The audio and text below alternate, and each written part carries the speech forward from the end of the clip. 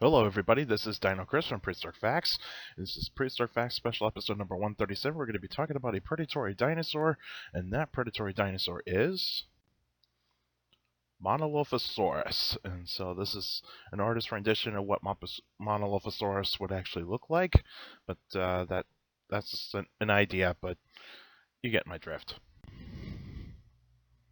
Some information about Monolophosaurus. Monolophosaurus, the name means single-crested lizard, length 16.4 feet, 5 meters, height 4.3 feet, 1.5 meters, weight 1,000 pounds, lived 166 to 160 million years ago in the Middle Jurassic, and found in China by Zhao and Phil Curry in 1993. And so, what do you know it? A theropod expert and Tyrannosaur expert, Phil Curry, actually got to help to name Monolophosaurus, which is pretty cool.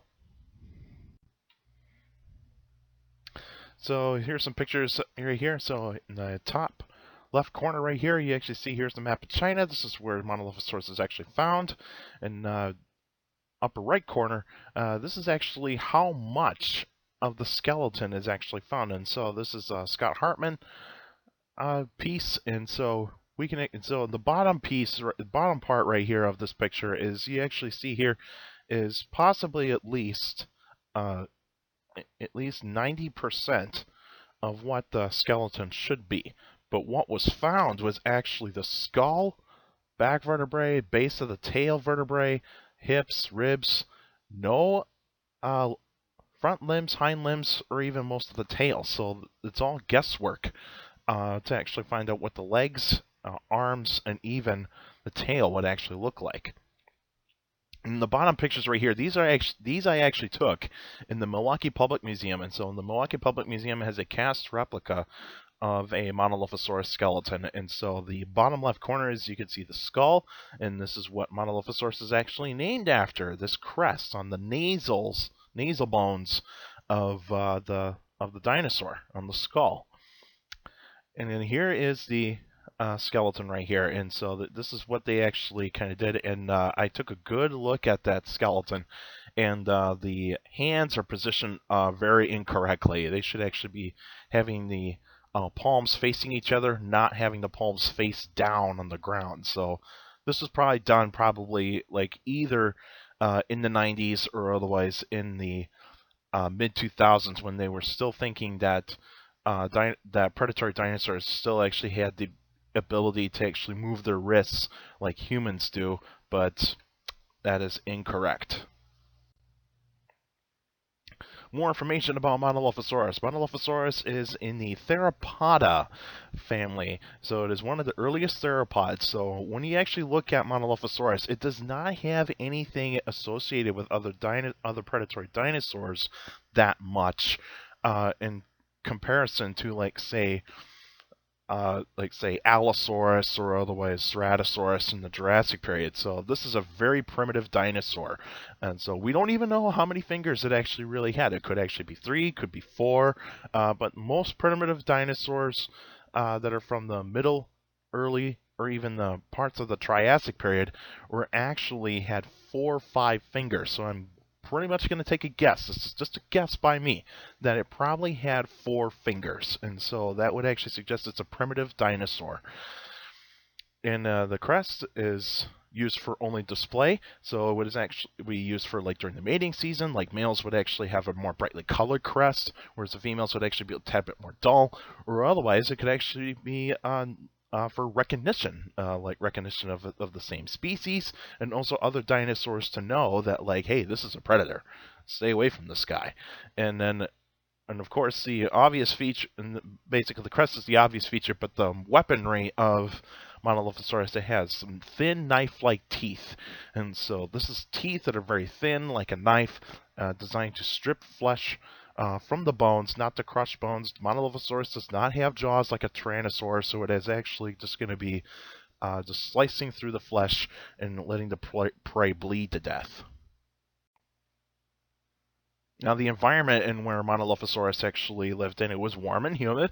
Of course, there was no grass. There was no grass during the time of the dinosaurs. There were some ferns, cycads, and a lot of trees, and there were other animals that were actually around there too. Some insects, some early mammals.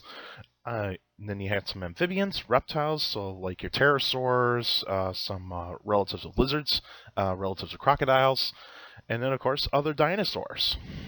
So pretty much the dinosaurs. I'm not too familiar of the formation of where Monolophosaurus is actually found in China in the Middle Jurassic. So anybody in the comments section, feel free to let me know what other dinosaurs were actually found in the same rock formation as Monolophosaurus. So please feel free to put them down in the comments.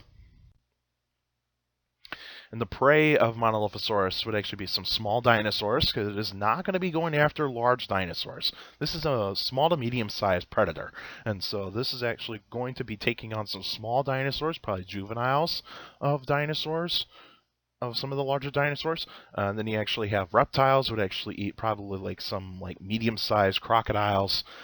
Maybe it would actually go after pterosaur if it had to. It would actually eat amphibians, of course, probably some probably medium-sized amphibians, like these almost like salamanders that actually just had like pretty nasty-looking jaws. But those would actually be very comparable for a Monolophosaurus. And even some of the small mammals would actually be prey for Monolophosaurus. But Monolophosaurus, in my opinion, would actually just be eating mostly the reptiles and the small dinosaurs. And of course, the extinction of Monolophosaurus is due to climate change, and so the climate totally changed for Monolophosaurus. So the plants changed. That would mean that some of the prey actually went extinct, and when you actually have some of that prey going extinct, new larger herbivores were actually coming in, and those would actually be too hard for Monolophosaurus to actually take down. And also some larger predators were actually starting to fill in the voids for those other kinds of predators, and so Monolophosaurus became obsolete. So that pretty much actually shows us that when you have larger new predators, and then are actually going to take on the larger food sources, Monolophosaurus had to fall behind. And so that pretty much was the case, is that did not adapt very well to certain changes. And this is the map of the Middle Jurassic, and here's China way over there. And so it's part of the Eurasian areas of the world at that time. But this is only like approximately 170 million years ago, so this could actually possibly totally be different for 165 million years ago, or otherwise it could still be the same. It's just that when you get to like say 155 million years ago, you would actually see is that the North America and Eurasia would actually still be connected, and then you have which is Laurasia, and then you actually have Gondwana land.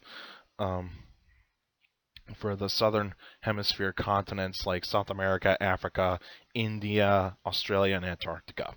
And here's the Tethys Sea. That is a legendary sea that actually was around in the time of the dinosaurs and is not existent today. It is pretty much non-existent.